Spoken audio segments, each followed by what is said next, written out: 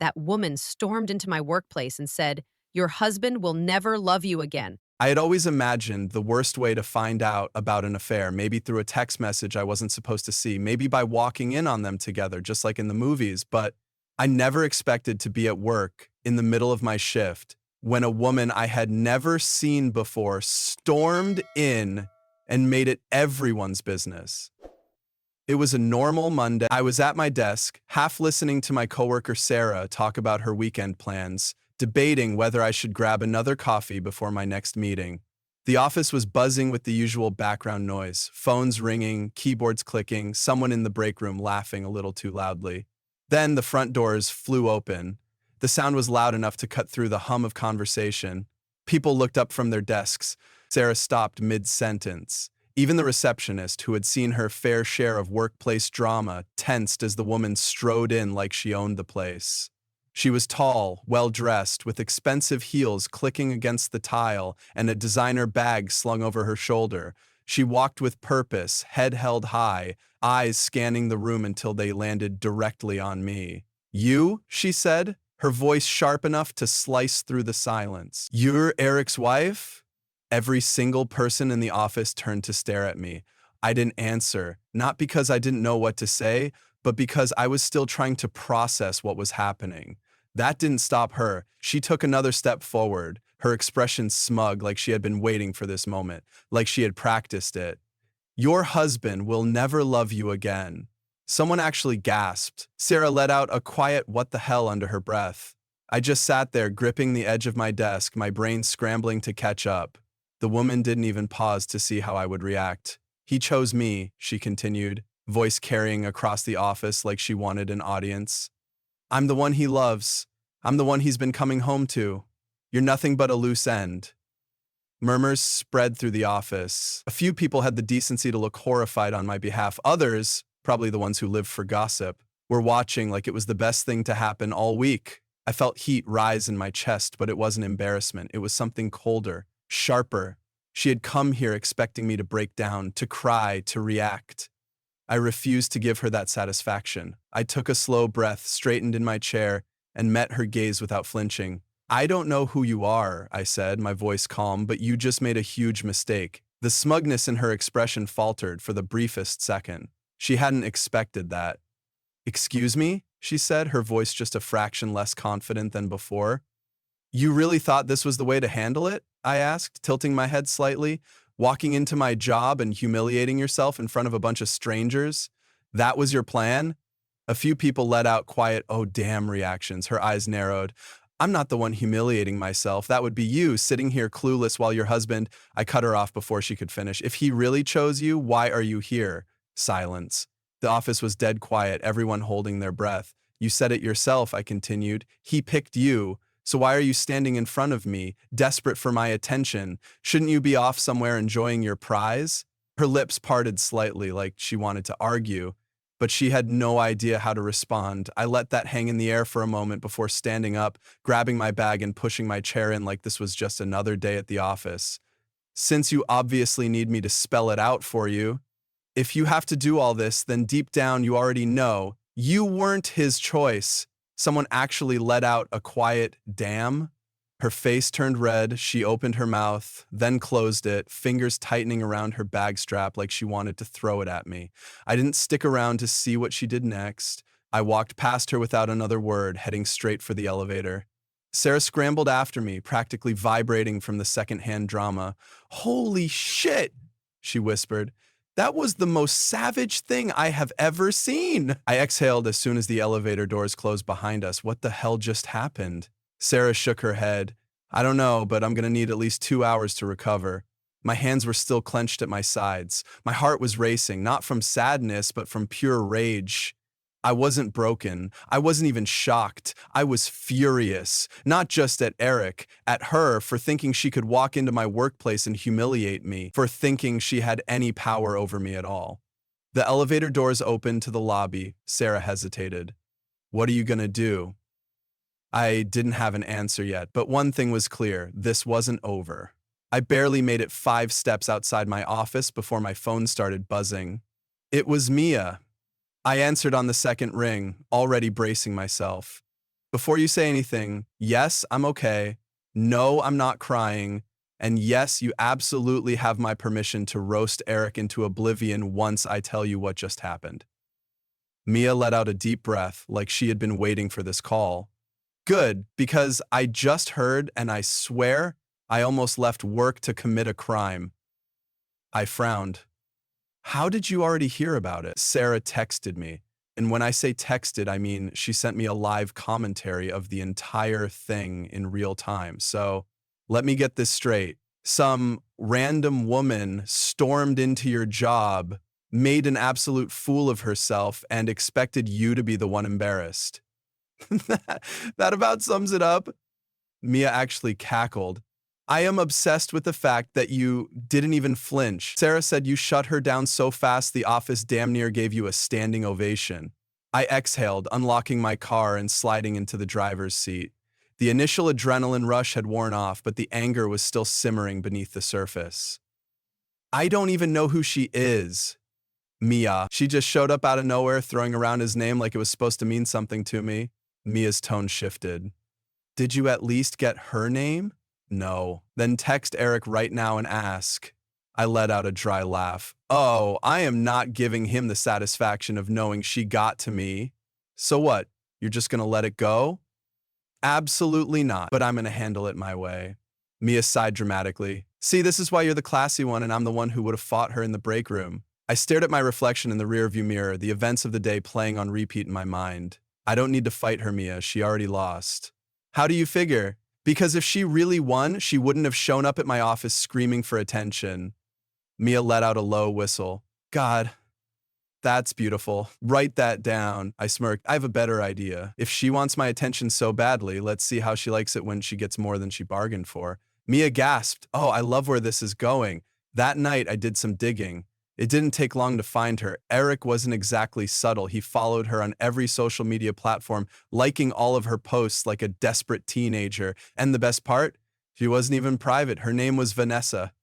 And judging by her posts, she loved attention. There were dozens of pictures of her in designer outfits posing at fancy restaurants, showing off expensive gifts, half of which Eric had probably paid for. The captions were nauseating. When he spoils you just because he can. You'll never have to beg when you're with the right man. And my personal favorite, posted just last night, when you finally take what's yours. Mia nearly spit out her drink when I sent her a screenshot. Oh, she's delusional. Clearly. You know what you should do, Mia said. Expose her, make a post, tag her, blast her all over social media. I smiled to myself. Oh, I have a better idea. Mia paused. Oh God, what's happening? Why do I suddenly feel giddy? I grabbed my phone, opened Instagram, and followed Vanessa. Seconds later, she followed me back. Mia screamed, oh my God, yes. I didn't post anything. I didn't message her. I just let the implication sit there because Vanessa wasn't expecting me to react this way. She was expecting me to break down, to lash out, to fight for Eric like he was some grand prize. But I wasn't playing her game. She followed me back because she wanted to see what I would do next. So I gave her nothing. Hours passed and she didn't unfollow me. I went about my night like nothing had happened. I had dinner, watched a movie, and ignored my phone every time. It buzzed with messages from unknown numbers, probably Eric, probably her, probably people who hadn't spoken to me in years but suddenly had to know what was happening. Then, at 11:47 p.m., Vanessa finally cracked. A message popped up in my inbox. What do you want? I smiled to myself, set my phone down, and went to sleep without answering. By the time I woke up the next morning, Vanessa had sent 3 more messages. Why did you follow me? Are you trying to start something? Say something, or I'll block you.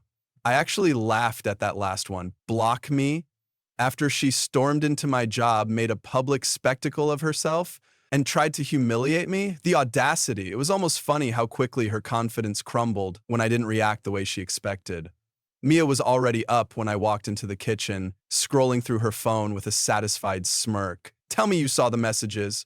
I did, I said, grabbing a mug and pouring myself some coffee. She's unraveling. Mia leaned back in her chair, grinning. It's delicious. She really thought she had the upper hand, and now she's spiraling because you won't play along.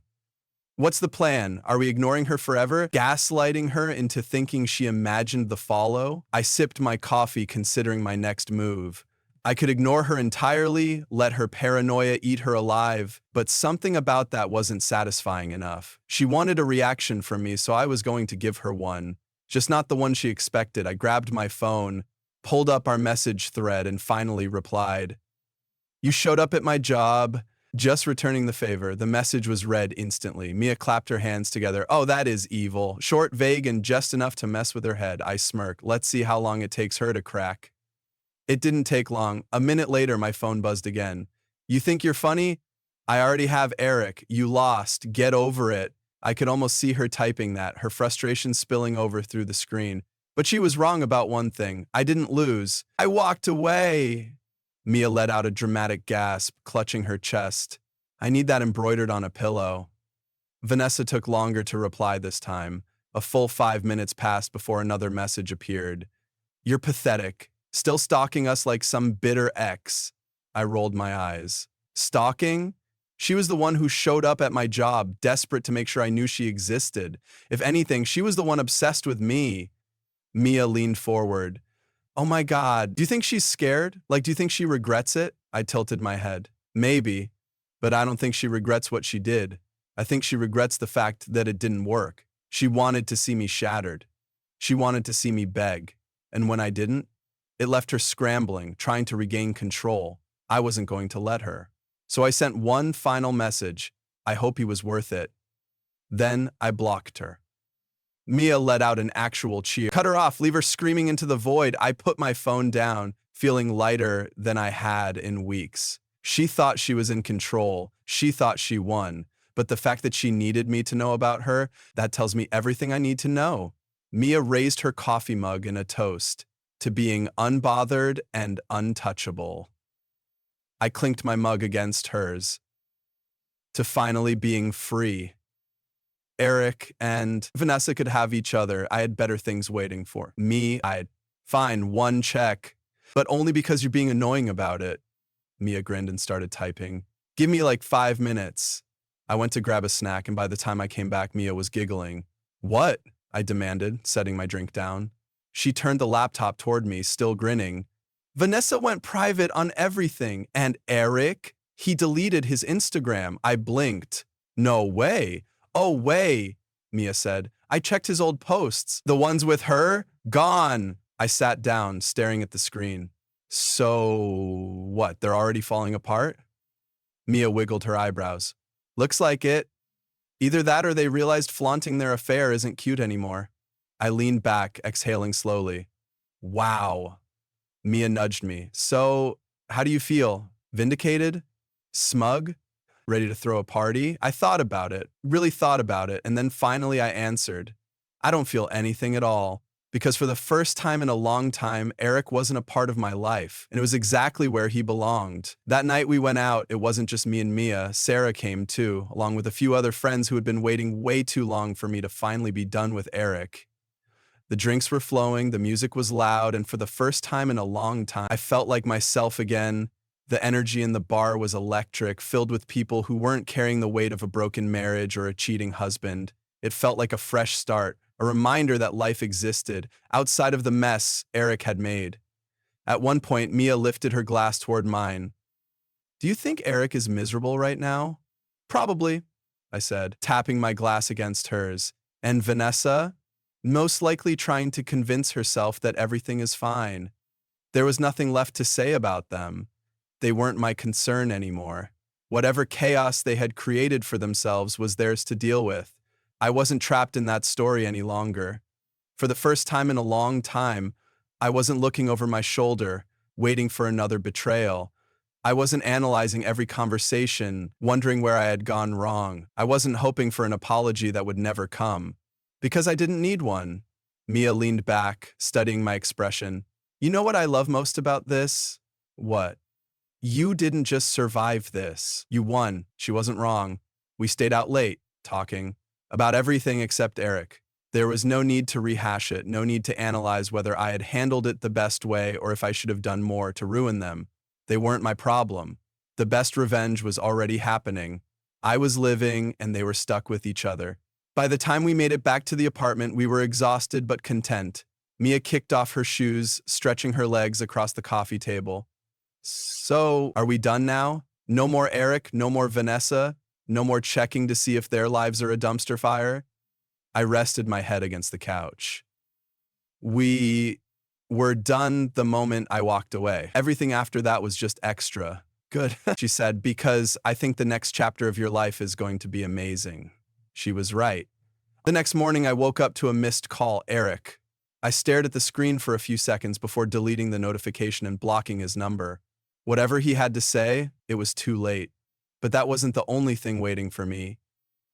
Mia sat at the kitchen table, her coffee untouched, eyes bright with excitement. "You're not going to believe what I just found," she said, turning her phone in my direction. Vanessa's name was at the top of the screen. Her account had been private for days, but someone had sent Mia a screenshot. The photo was a poorly lit selfie, and the person in it looked nothing like the woman who had stormed into my job with a smug grin and a speech rehearsed in front of a mirror. Her expression was different now, drawn, tired.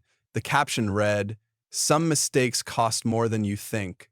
"Wow," I said, setting my coffee down. Soto.